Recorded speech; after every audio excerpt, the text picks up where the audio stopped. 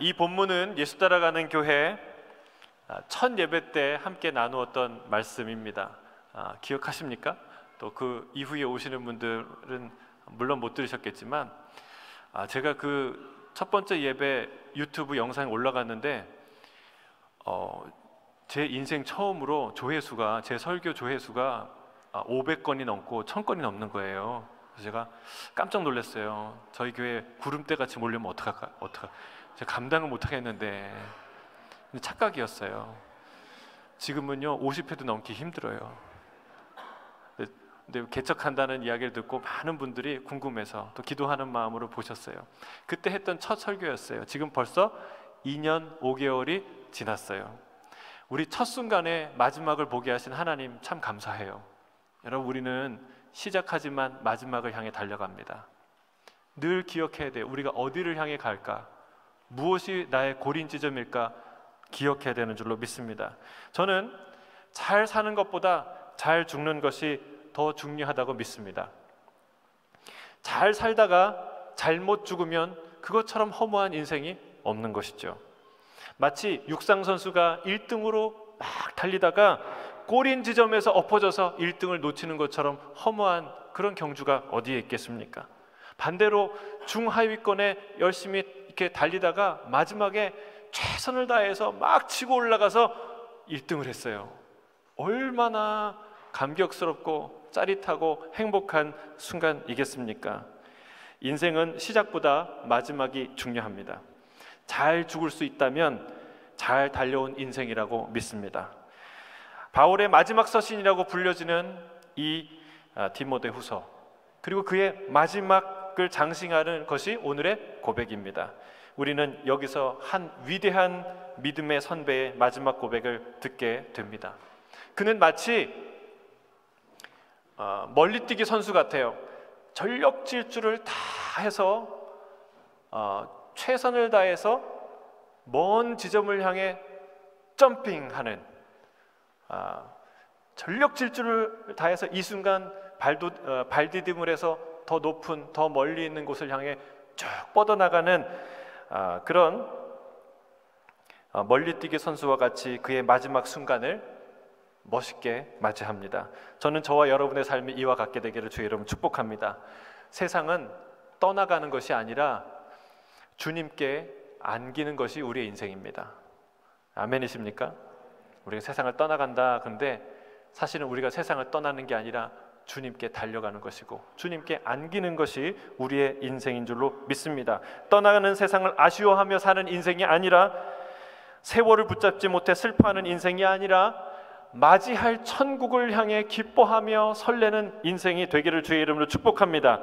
오늘 말씀을 통해 그런 인생의 놀라운 비밀을 나누기를 원합니다. 우리 6절을 다시 한번 암송하겠습니다. 6절 시작. 전제와 같이 내가 벌써 부어지고 나의 떠날 시각이 가까웠도다. 바울은 전제와 같이 내가 부어졌다, 벌써 부어졌다라고 말합니다. 전제는요 제사 방법입니다. 번제, 화제, 이런 여러 가지 방법들이, 소제, 이런 방법이 있는데 전제는 부어드리는 제사예요. 불타고 있는 재물 위에 포도주나 독주를 부어서 드리는 그런 제사이죠.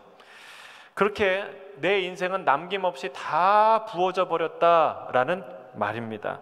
얼마나 멋있는 말입니까? 이런 말이 있어요. 달아 없어지는 것은 두렵지 않다. 그러나 내가 녹슬어 멈추는 것이 두렵다. 누가 하신 말씀인지 아세요? 100세 이상, 104세인가에 사셨던 고 방지일 목사님이 하셨던 말씀이에요. 중국 선교사로, 목회자로, 그리고 당신이 돌아가시기 전까지 기회만 닿는 대로 말씀을, 복음을 전하는 일에 매진했던 그 목사님의 고백인데, 이 사도 바울의 고백이 바로 이 말과 같죠. 같은 마음이라고 봅니다. 우리는 이 고백을 기억해야 될 필요가 있습니다. 왜냐하면 우리는 보통 이렇게 살지 않으려고 노력하기 때문에 그렇습니다. 반대로 달아 없어지는 것, 부어서 사라져버리는 인생이 되지 않으려고 기를 쓰고 이런저런 필사의 노력을 하는 것이 우리 인생입니다. 기념비를 세우려고 하고, 늙지 않으려고 노력하고 기를 쓰고 닳아 없어져 사라져버리지 않으려고 우리는 애를 쓰죠. 여러분, 건강이 중요합니다. 건강하세요. 건강하시길 바랍니다. 그러나 건강이 우리의 목적이 될 수 없습니다. 죽을 힘을 다해 건강을 유지하다가 건강한 채로 죽는 것이, 우리의 인생을 마감하는 것이 어떻게 우리의 목적이 될 수 있겠습니까? 그 건강으로 무엇을 했느냐가 중요한 것이죠. 여러분, 돈이 중요합니다. 그러나 돈이 목적이 될 수 없습니다. 그 돈으로 무엇을 남겼느냐가 중요한 우리의 인생의 가치죠. 이 말, 전제와 같이 부어졌다는 이 말을 가만 현실적으로 따져보면 좀 쓸쓸하고 슬픈 얘기예요. 무슨 말입니까? 아무것도 남은 게 없다. nothing이라는 뜻이에요. 현재 내게 남겨진 것이 아무것도 없다라는 뜻입니다. 우리 학생 여러분, 빈털털이라는 말 알아요? 빈털털이. 그러니까 다 털리고 다 쓰여지고 남은 게 없다라는 거예요. 지금 사도 바울이 인생이 딱 그와 같습니다. 건강도 남은 게 없습니다. 너덜너덜해진 헝겊 조각과 같아요. 24시간 의사 누가라는 사람이 동역자가 옆에 붙어 있을 정도로 건강이 쇠약한 상태입니다. 그리고 남겨진 재산은 아무것도 없었어요. 결혼도 못해서 나를 기다려줄 아내도 없고 자식도 없고 손주도 없습니다.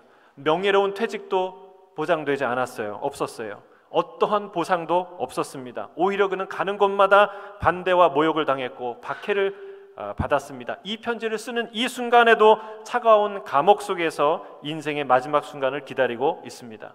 인간적으로 보자면, 현실적으로 보자면 이보다 허무한 인생이 어디 있을까 싶을 정도로 아무것도 남은 게 없습니다. 외롭고 고독한 형편입니다. 그런데 놀랍게도 이 사도 바울은 허무하다고 말하지 않습니다. 내 인생이 정말 아쉽다, 슬프다, 쓸쓸하다, 허무하다 말하지 않습니다. 나는 선한 싸움을 싸웠으며 나의 달려갈 길을 다 마쳤다고 자랑스럽게 고백합니다. 저는 우리의 인생을 바라보는 우리 자신의 눈이 바뀌게 되기를 주의 이름으로 축복합니다. 우리 손에서 빠져나가는 것을 헤아리는 사람이 아니라 내게 주어진 시간과 건강과 물질과 재능을 과감히 사용해서 얻게 된 것들을 헤아리며 사는 사람들이 되길 주의 이름 축복합니다.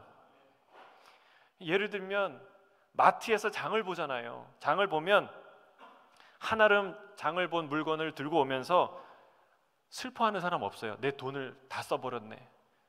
나 돈 다 써서 어떡하지? 하면서 슬픈 마음으로 장 보고 오는 사람은 없어요. 그런 분 계세요? 손에 가득 물건을 갖고 있기 때문에 그렇습니다. 이제 집에 가서 이 맛있는 것으로 저녁을 요리해서 먹어야 되겠다라는 기대하는 마음으로 집에 가지 않겠습니까? 물론 슬픈 사람이 있어요. 어떤 사람일까요? 장을 보고 나서 슬픈 사람. 내가 지불한 값보다 형편없는 물건을 샀을 경우, 가치가 떨어지는 물건을 내가 가지고 집에 돌아갈 경우는 슬프죠. 또는 화가 나겠죠. 마치 사기를 당한 것처럼. 그러나 우리는 보통 그렇지 않습니다. 내가 돈을 주고 먹고 싶은 것을 사고 얻고 싶은 것을 샀으면 슬퍼하지 않아요. 왜? 그 물건을 내가 샀기 때문에, 가지고 있기 때문에 그렇습니다. 없어진 돈을 묵상하지 않습니다. 아쉬워하지 않습니다. 인생도 마찬가지입니다. 우리 어머니들께 묻습니다. 육아는 저주일까요? 축복일까요? 축복을 가장한 저주일까요? 저주를 가장한 축복일까요? 여러분, 축복인 줄로 믿습니다. 아멘 크게 하세요. 여러분, 사람을 낳고 기르는 것보다 더 아름답고 큰 축복은 없어요. 아멘이십니까? 아멘 하셔야 돼요. 돈을 얼만큼 주면 여러분의 자녀를 사겠어요? 여러분, 얼마나 노력을 들이면 한 생명을 만들 수 있겠어요? 태어나게 할 수 있겠어요? 여러분, 불가능한 일이에요. 여러분, 육아를 통해서 확실히 남는 것이 있기 때문에 그렇습니다. 아이 하나를 키우는데 쏟아붓는 에너지와 시간과 재정과 눈물과 땀과 기도는, 정성은 말할 수 없이 큽니다. 그런데 당신의 돌봄과 사랑으로, 그 엄마의 아빠의 돌봄과 사랑으로 이 보석 같은 생명이 오늘도 존재하고 있지 않습니까? 그 아이가 숨쉬고 먹고 뛰고 자고 울고 웃고 까부는 것, 그 누구보다 가까이서 볼 수 있는 특권과 기쁨을, 그런 소중한 기회를 우리가 얻고 있지 않습니까? 여러분, 성경은 세상에서 사라지는 것들이 있지만 사라지지 않는 것이 있다고 말합니다. 그것은 바로 믿음과 소망과 사랑이에요. 그 중에 제일은 사랑이라고 말합니다. 돈도, 에너지도, 시간도, 건강도, 심지어는 지식도 다 사라지고 맙니다. 그런데 그런 것들을 사용해서 얻게 된, 소유하게 된, 경험하게 된 그 사랑은 없어지지 않는다는 거예요. 할렐루야. 여러분, 사라진 것들을 아쉬워하지 말고 없어진 것들을 묵상하지 않고 하나님이 주신 것들, 경험하게 된 것들을 기뻐하며 헤아리며 살게 되길 주의 이름으로 축복합니다. 자매님들은 특히 사라진 미모에 대해서 후회하지 마십시오. 그 아름다운 시절에 나누었던 사랑이 있지 않습니까? 그것을 기억하세요. 없어진 건강 한탄하지 마세요. 건강했을 때 섬겼던 일 있지 않습니까? 그것은 사라지지 않습니다. 바로 그런 사라진 것들이 아니라 남겨진 것들을 기억하는 그 사람이, 여러분, 아직도 남겨진, 나에게 남겨진 사라지지 않은 미모, 아직도 남겨지지 않는 나의 건강, 아직도 사라지지 않은 남겨진 나의 모든 기회와 재능들을 통해서 여러분, 최선의 것을, 가치 있는 것들을 행하게 될 줄로 믿습니다. 이 노 사도는 나의 떠날 시각이 가까웠다라고 고백합니다. 떠나기 전에는 떠난 것이 아니죠. 기회가 남아있는 것입니다. 무슨 기회입니까? 떠날 준비, 후회 없이 떠날 준비를 할 수 있는 기회가 남아있는 것이죠. 여러분, 외출을 한번 하려고 해도 외출 준비하지 않습니까? 예?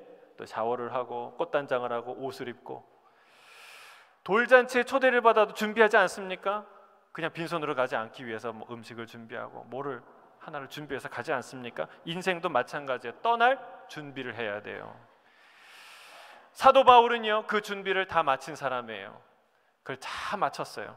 그리고 그의 고백을 가만 들어보면 우리가 이 땅을 후회 없이 떠날 준비는 과연 무엇인지 알 수 있습니다. 자, 7절 우리 같이 한번 우리가 암송해 볼까요? 7절 시작. 나는 선한 싸움을 싸우고 나의 달려갈 길을 마치고 믿음을 지켰으니. 세 가지가 나옵니다. 첫째는 선한 싸움을 싸웠다, 나의 달려갈 길을 마쳤다, 그리고 믿음을 지켰다. 이 세상을 후회 없이 떠날 수 있는 첫 번째 준비는 뭐냐면 선한 싸움을 싸우는 거예요. 따라하겠습니다. 선한 싸움을 싸우라. 왜요? 쓸데없는 싸움을 하고 나서 후회하는 것처럼 큰 후회가 없어요. 열심히 박터지게 싸웠는데 쓸데없는 싸움이었어요. 얼마나 후회스러워요. 그러나 선한 싸움을 싸우고 나면 상처와 아픔이 있을지라도 보람이 있습니다. 기쁨이 있습니다. 여러분, 인생은 경주입니다. 누가 더 빨리 달리나, 누가 더 높이 올라가나, 누가 더 많이 돈을 버나, 누가 더 넓은 집에 사나, 누가 더 많은 인기를 누리나, 누가 더 힘이 센가, 우리는 말하지 않아도 이런 경쟁들 속에 참가하게 되고 그렇게 경쟁하며 사는 것이 우리 인생이죠. 그러나 성경은 우리에게 말합니다. 그런 경쟁, 그런 경주에 힘쓰지 말고 너는 선한 싸움을 싸우라. 선한 싸움을 싸우라. 그럼 우리가 잘 달릴 수 있다고 아무 데서나 달리면 안 됩니다. 아무 싸움이나 아무 경주나 해서는 안 된다는 거예요. 제가 이 성악가들, 프로페셔널한 성악가들과 함께 이제 행사를 할 때 보면 행사 전날, 특히 행사 전에는요, 말도 제대로 안 하는 걸 봤어요. 왜 그럴까요? 그 사람들은요, 소리 지르는 것에 전문가예요. 어디서나 누구보다 지지 않고 소리를 잘 지를 수 있는 사람이에요. 그러나 작은 목소리조차 아끼는 것을 봤어요. 왜 그럴까요? 왜 그럴까요? 여러분, 가장 중요한 타이밍에 가장 멋진 소리를 내기 위해서 준비하는 거예요. 우리가 잘 달릴 수 있다고 아무 데서나 아무하고나 달려서는 안 된다는 거예요. 선한 싸움을 싸워야 된다라는 겁니다. 그게 우리 인생을 후회 없이 떠날 아주 가치 있는 일이에요. 우리가 달려야 될 경주는 선한 경주인 줄로 믿습니다. 누가 더 낮은 곳에 내려가는가? 누가 더 오래 인내할 수 있는가? 누가 더 많이 사랑할 수 있는가? 누가 더 주의 말씀을 사랑하는가? 누가 더 기쁨으로 섬길 수 있는가? 여러분, 우린 이런 싸움 해야 되는 줄로 믿습니다. 우리 예수 따라가는 교회는 저와 여러분의 인생에는요, 자존심 싸움 없기를 바랍니다.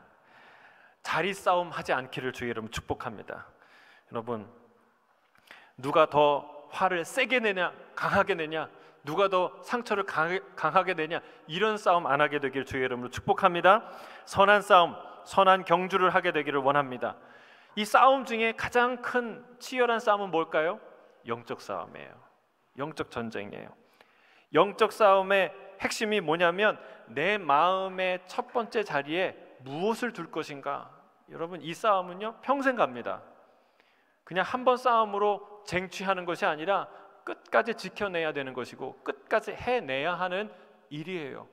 이거를 잘 설명하는 게 그 스킷 드라마 중에 내 마음의 버스라는 이 드라마가 있어요. 여러분 보셨나요? 우리 예전에 베트남 목회자 세미나 갔다 와가지고 우리 공지현 집사님이 멋지게 영상을 만들어서 3분짜리로 3분이 10분이죠. 올렸는데 한번 제가 그걸 보여주고 싶었는데 길어서 이제 못 보여드리는데 집에 가서 꼭 보세요. 저희 홈페이지에 올라와 있어요. 근데 그게요 심플해요. 대사도 없어요. 간단해요. 스토리가 간단해. 근데 굉장히 중요한 영적 진리를 담고 있어요. 내용은 뭡니까? 인생 버스의 기사가 정류장을 거쳐가면서 손님 하나씩을 맞이해요. 첫 번째 손님에 운 좋게도 누가 탑니까? 예수님. 너무너무 기뻐서 맞이해서 첫 번째 자리에 딱 앉히고 즐겁게 인생 버스를 드라이브하고 가고 있어요. 근데 두 번째 정류장에서 누구를 맞이합니까? 그 유명한 곤드레 허 이렇게 술에 만취한 그 술과 오락의 이 아주 기쁨을 아는 어떤 사람을 만나요. 너무너무 기뻐요. 그래서 그 사람이 너무 기뻐서 그 첫 번째 자리에 앉혀요. 그러니까 자연히 예수님이 두 번째 자리로 가는 거예요. 근데 다음 정거장 그런 식으로 해서 다음 정거장에 가면 이게 오락에 빠져 있는 이 오락, 이게 빠친코, 전자오락 이런 오락 있잖아요. 그 오락이를 만나요. 그 다음에는 머슬이 막 운동 이렇게 한 이렇게 멋진 사람을 만나요. 그 다음에 또 똑똑이 우등생을 만나요. 공부의 맛을 또 이제 알게 돼요. 그 다음에 누가 나와요? 예? 그때 이주연 집사님이 우리 역을 했는데 미모의 여인이 나와요. 그래서 사랑에 빠지게 돼요.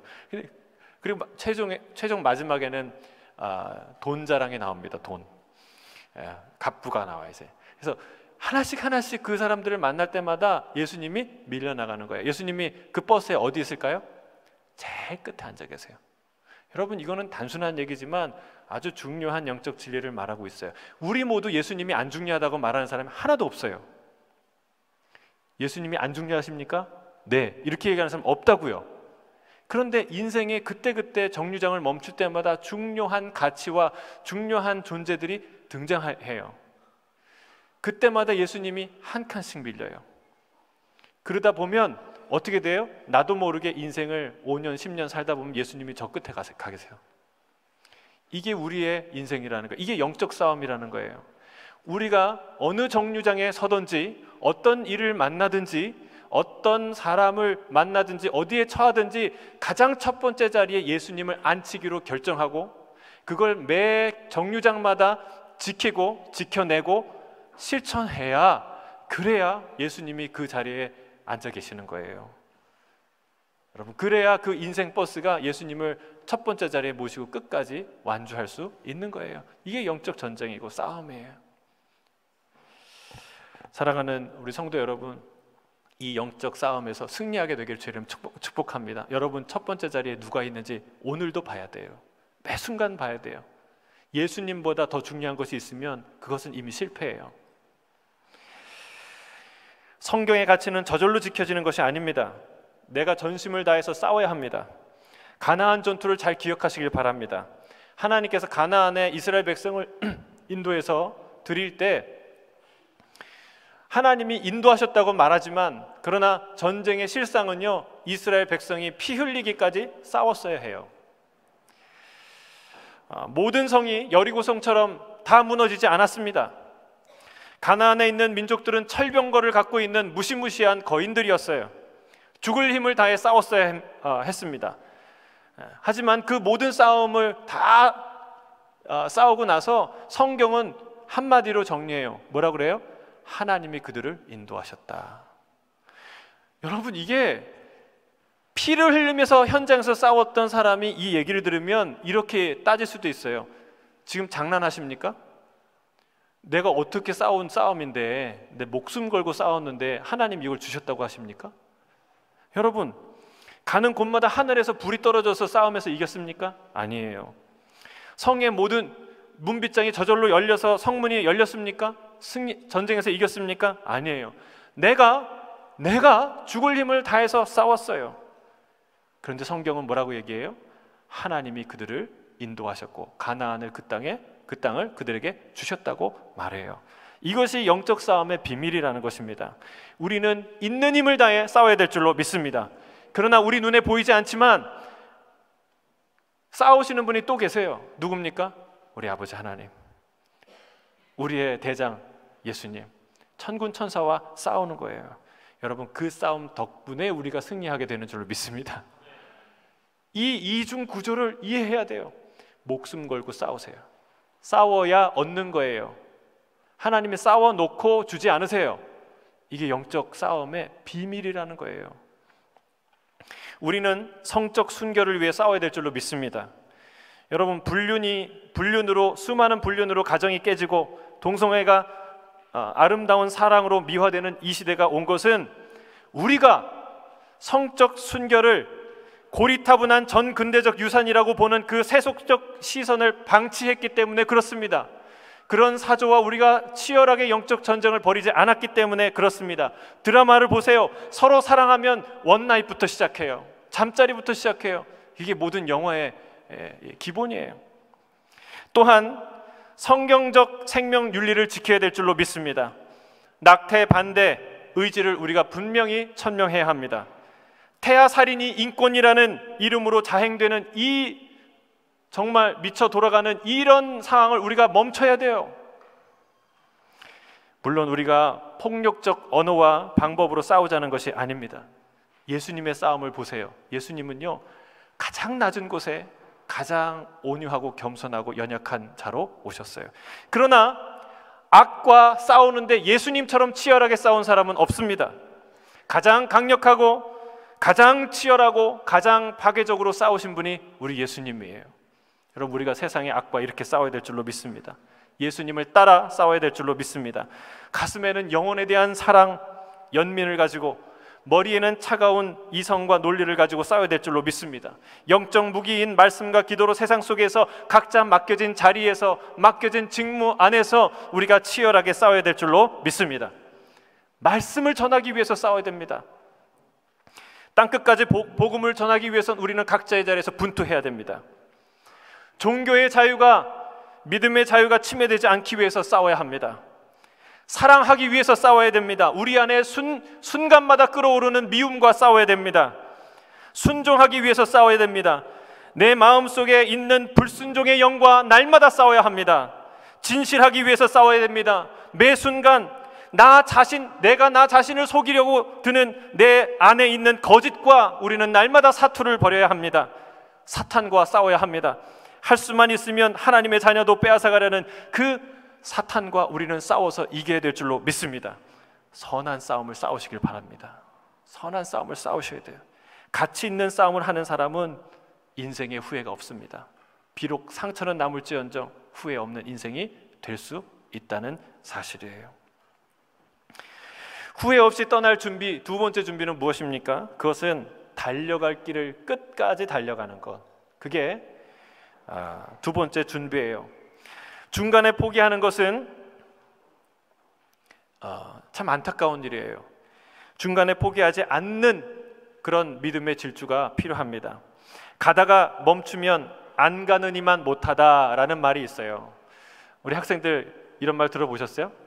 가다가 그만두는 것, 가다가 마는 것은 안 가는 것보다 못하다. 처음 들은 표정인데요. 여러분, 충성도 중간에 멈추면 뭐가 돼요? 배신이 됩니다. 사랑도, 아무리 뜨거운 사랑도 중간에 멈추면 더 큰 미움이 됩니다. 시작한 선한 싸움은 우리가 끝까지 마쳐야 될 줄로 믿습니다. 우리는 길을 가다가 막히게 되면, 어려움을 만나면, 아, 주님이 길을 막으시는구나, 이거 그만두라는 하나님의 사인이구나 라고 인해 포기할 때가 있습니다. 여러분, 이것은 대단히 영적인 것 아닙니다. 영적 분별력도 순종도 아닙니다. 우리가 성경을 조금만 읽어보면 알 수 있어요. 하나님께서 허락하신 그 길은 무풍지대가 아닙니다. 바람도 없고 파도도 없고 길이 순적하게 쫙쫙 열리는 게 그게 하나님의 허락한 길입니까? 아니에요. 성경을 보세요. 안 읽으니까 그래요. 성경에 하나님의 길을 간 수많은 사람들은 빠짐없이, 예외 없이 고난을 맞이합니다. 역경을 맞이합니다. 도전과 반대를 만나고 박해와 죽음까지 기다리는 상황을 맞이한다는 사실이에요. 거기에는 어떤 각오를 해야 될까요? 무슨 각오를 하며 그 길을 가야 될까요? 우리 사도행전 20장 24절, 역시 사도 바울의 고백이에요. 함께 읽겠습니다. 시작. 내가 달려갈 길과 주 예수께 받은 사명 곧 하나님의 은혜의 복음을 증언하는 일을 마치려 하면은 나의 생명을 조금도 귀한 것으로 여기지 아니하노라. 여기서도 우리 사도 바울의 사명이 무엇인지 분명히 말하고 있죠. 어디를 향해 무엇을 위해 달려갑니까? 하나님의 은혜의 복음을 전하는 일, 증언하는 일. 여러분, 우리가 몇 주 동안 계속 우리가 말씀을 나눴어요. 여러분, 주님이 우리에게 주신 사명이 바로 이 사명인 줄로 믿습니다. 사도 바울이 달려갔던 그 길, 사랑하는 아들 디모데에게 당부하고 명령하는 그 길, 그리고 그와 함께한 모든 성도들과 교회들이 달려가야 될 그 길이 바로 이 길이에요. 이 길. 바울은 이 선한 싸움을 마치려고 사력을 다해 그 길을 갔고, 마침내 그 파이널 포인트, 그 마지막 결승점에 도달하게 된 것입니다. 여러분, 이 사도 바울의 이야기는요, 어떤 프로젝트를, 어떤 너에게 주어진 사명을 다 그냥 완성하라 내지는 성공시켜라 이런 뜻이 아닙니다. 가만히 보면요, 물론 이제 완성이라는 말, 완주했다는 말, 성공했다, 컴플리트 했다, 피니시, 마쳤다는 말을 사용하지만 그 말은 사실은 지켜냈다는 말하고 지켜냈다는 의미가 더 강합니다. 왜요? 수많은 믿음의 선배들이 실패와 같은 성공을 했어요. 여러분, 루비 캔드릭이라는 선교사는요, 한국에 도착해서 7개월 동안 한국어 배우다가 죽었어요. 편지 한 통을 썼을 뿐이에요. 여러분, 실패한 인생일까요? 아니죠. 호주의 데이비스 선교사는 불과 6개월인가요? 한국에 있다가 부산에 도착하자마자 죽었어요. 실패한 건가요? 여러분, 사도 바울은 로마에 가서 교회 세우지 않았어요. 감옥에 갇혀서 자기 변론하다가 사형당해서 죽었어요. 여러분, 실패한 건가요? 아니에요. 실패처럼 보여도 성공하는 그런 싸움이 있다는 거예요. 그것은 끝까지 달려가는 그 싸움이에요. 선한 싸움에는 반드시 어려움을 마주하게 됩니다. 그래서 싸움이고 그래서 전쟁입니다. 여러분, 포기하지 말고 끝까지 달려가 끝내 완주하는 저와 여러분 되길 주의 이름으로 축복합니다. 마지막 세 번째는요, 믿음을 끝까지 붙들라라고 말합니다. 믿음을 지켰으니, 따라하겠습니다. 믿음을 지켰으니. 이것이 후회 없는 떠남을 위한 세 번째 준비입니다. 그 임무를 마치기까지 끝까지 들고 달렸던 그 믿음의 경주에 끝까지 들고 달렸던 게 뭐예요? 들었던 게 믿음의 바통이에요. 릴레이, 이어달리기, 계주라고 하죠. 그 경기에서 1등으로 들어와도 실격이 되는 경우가 있어요. 바통을 안 들고 왔을 때, 바통을 놓쳤을 때 실격입니다. 열심히 달린 그 수고가 헛되게 되는 순간입니다. 선한 싸움을 통해 끝까지 지켜야 될 것이 믿음인 줄로 믿습니다. 죽을 고생을 해서 선한 싸움을 싸웠는데 믿음을 잃어버렸다면 허무한 싸움이 되고 맙니다. 허무한 경주가 되고 맙니다. 사탄이 이 위크 포인트를 정확하게 알아요. 그래서 수고는 수고대로 하지만 우리 안에서 믿음을 떨어뜨리게 하려고 애를 쓴다는 거예요. 여러분, 수고하고 애를 썼는데 믿음을 놓쳤다, 예배를 드리는데 아직 허전하다, 말씀을 읽는데도 허전하다, 인생을 사는데도 허전하다, 찬송과 예배와 섬기는 순을 섬기는데도 허전하다. 뭐예요 여러분? 어떻게 해야 됩니까? 뭐가 빠진 거예요? 믿음의 바통을 떨어뜨린 거죠. 여러분, 그러면 에이 몰라, 에라 모르겠다 그러고 달려가야 됩니까? 그러면 실격이에요. 꼬린 지점에 가도 실격이에요. 어떻게 해야 돼요? 다시 놓친 바통을 찾아서 들어야 돼요. 그게 늦지만 가장 빠른 인생이에요. 여러분, 믿음을 찾으세요. 믿음을 끝까지 지키세요. 그게 우리의 인생에 후회 없는 인생을 준비하는 가장 중요한 세 가지 방법 중에 마지막 방법이라는 사실입니다. 이 믿음의 달리기는 계주와 같다고 말합니다. 왜냐하면 첫째는 나도 이 믿음의 바통을 부모님께 또는 믿음의 선배들에게서 이어받았기 때문에 그렇습니다. 둘째는 그 바통이 최종 고린 지점 우리 주님 손에 전달되어야 되기 때문에 그렇습니다. 주님은 믿음을 보신다고 말씀하셨어요. 세 번째는 믿음의 바통이 우리의 다음 주자, 다음 세대에게 전달되어야 되기 때문에 그렇습니다. 우리가 믿음의 바통을 들고 있지 않은데 어떻게 우리 다음 세대에게 믿음의 바통을 건네줄 수가 있겠습니까? 우리의 자녀가 믿음을 들고 달려갈 수가 있겠습니까? 우리는 믿음의 바통을 우리 자녀에게, 순원들에게, 세상의 친구들에게 전달해주는 그런 놀라운 사명자의 이 싸움을 끝까지 경주하는 저와 여러분이 되길 주의 이름으로 축복합니다. 마지막으로 8절이에요. 여기에 우리가 끝까지 쥐고 달려야 될 믿음이 무엇인가에 대한 아주 놀라운 고백이 담겨 있어요. 같이 암송하도록 하겠습니다. 8절 시작. 이제후로는 나를 위하여 의의 면류관이 예비되었으므로 주 곧 의로우신 재판장이 그 날에 내게 주실 것이며 내게만 아니라 주의 나타나심을 사모하는 모든 자에게도니라. 사도 바울은 무엇을 믿고 무엇을 바라보며 달려갔나요? 의의 면류관입니다. 따라하겠습니다. 의의 면류관. 내 눈앞에 있어야 돼요. 우리가 달려가는 목적이에요. 방향이에요. 그 면류관을 의로우신 재판장이 주님께서 내게 주실 것을 바라보며 그 고난의 싸움을 싸웠다는 것이죠. 이 믿음이 있었기에 달려갈 수 있었고, 또한 이 믿음을 지켰기에 달려갈 수 있었는 줄로 믿습니다. 부어져 사라져버리는 것들의 마음과 시선을 두지 않게 되기를 주의 이름으로 축복합니다. 내 뒤에 있었던 것들이 아니라 항상 내 앞에 있는 것들을 바라보는 믿음의 사람들이 되기를 주의 이름으로 축복합니다. 우리는 세상을 떠나는 것이 아니라 주님께 달려가는 것입니다. 세상을 떠난다라는 말에는요, 아쉬움이 배어있는 말이에요. 좋은 사람, 좋은 인생, 좋은 기쁨, 그 행복을 다 두고 간다라는 아쉬움이 배어 있어요. 어디에? 세상을 떠난다라는 말에.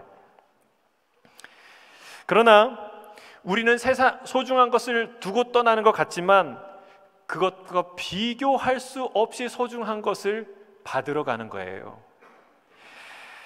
우리는 세상을 떠나는 것이 아니라 주님을 향해 달려가는 줄로 믿습니다. 주님 품 안에 안기는 것이죠. 여러분, 생일을 다 축하하죠. 생일이 되었는데 너 생일이 되었구나, 내가 너를 위해서 슬퍼해 줄게, 이런 사람 있나요? 없어요. 왜 그렇습니까? 더 좋은 세상에 태어났기 때문에, 나왔기 때문에 그렇죠. 여러분, 아이의 입장에서 생각해 보세요. 태아의 입장에서 생각해 보세요. 따뜻하고 안전하고 평안한 엄마 뱃속이 좋겠어요? 아니면 너무나 뭐가 있는지 어떻게 살아야 될지 알지도 못하는 세상에 나오는 게 좋겠어요? 태 속에 있는 게 좋겠죠. 그러나 이 아이 입장에서는 밖으로 밀려나는 거죠. 일방적으로 방출되어 버린 것이죠. 그러나 그 아이는요, 버려진 게 아니라는 거예요. 엄마 뱃속보다 더 넓고 더 아름답고 더 많은 기회가 주어지는 진짜 세상에 그가 태어난 거예요. 그를 진짜 사랑하는 사람들의 얼굴을 보고 그의 목소리를 듣고 그와 사랑할 수 있는 기회를 얻게 된 것이죠. 여러분, 그게 탄생의 의미예요. 그래서 축구하는 겁니다. 여러분, 이게 탄생의 의미라면 우리의 죽음도 이 의미와 똑같을 줄로 믿습니다. 항상 내 인생의 최고의 날은 내 뒤에 있지 않고 내 앞에 있습니다. 아멘이십니까? 따라하겠습니다. 내 인생의 최고의 날은 내 뒤에 있지 않습니다. 내 앞에 있습니다. 고린도전서 13장의 말대로 세상 영광, 세상의 즐거움, 세상의 행복과는 비교할 수 없는 것들, 완전한 것들이 올 때에는 예전 것들, 내가 경험한 그 모든 것들이 다 어린아이의 장난감과 같은 가치 없는 것처럼 여겨질 그날이 오게 될 거예요. 그 영광과 놀라운 아름다운 것을 우리가 보게 될 줄로 믿습니다. 고린도전서 15장에 나오는 말대로 우리의 몸은 썩을 것을 심고 썩지 아니할 것으로 다시 살아날 줄로 믿습니다. 욕된 것으로 심고 영광된 것으로 다시 살아날 줄로 믿습니다. 악한 것으로, 약한 것으로 심고 강한 것으로 다시 살아날 줄로 믿습니다. 끝으로 이 영광의 면류관을 누가 얻는지 주목해 보세요. 누가 얻습니까? 주의 나타나심을 사모하는 자들이에요. 곧 주의 재림을 믿고 사모하는 그 날을 기다리는 모든 사람에게 이 영광의 면류관을 주신다고 말씀하십니다. 사랑하는 성도 여러분, 주의 재림을 사모하십니까? 아멘이십니까? 이 질문은 항상 내 믿음과 영적 상태를 점검하는 아주 중요한 질문입니다. 예수님이 지금 오신다면, 이 예배 중에 오늘 예배 끝나면 하늘 문이 열리고 주님이 오신다면 여러분 기뻐하시겠습니까? 당황하시겠습니까? 기뻐해야 돼요. 이거는 고민할 필요가 없어요. 왜 그럴까요? 여러분, 만약에 어떤 사람이 아무 조건 없이, 진짜 사기꾼 말고 진짜 조건 없이 여러분에게 100만 불을 준다고 생각해 보세요. 여러분 기쁘시겠어요? 황당하시고 슬프시고 화나시겠어요? 받겠어요? 안 받겠어요? 안 받으실 것처럼 목사인 저도 기쁨으로 받겠어요. 여러분, 우리는 돈을 언제나 환영합니다. 그렇죠? 왜? 돈이 있어서 나쁠 것이 없다는 믿음이 있기 때문에 그래요. 근데 사랑하는 성도 여러분, 예수님이 돈보다 못한 분입니까? 돈을 만드신 분이고 풍요로움을 주신 분이고 그보다 더한 것들을 주신 분인데 여러분, 돈보다 못한 게 우리 예수님이십니까? 아니에요. 그 주님은 언제나 우리에게 기쁨이 되고 그 주님이 오시는 것은 우리에게 가장 최고의 순간이 될 줄로 믿습니다.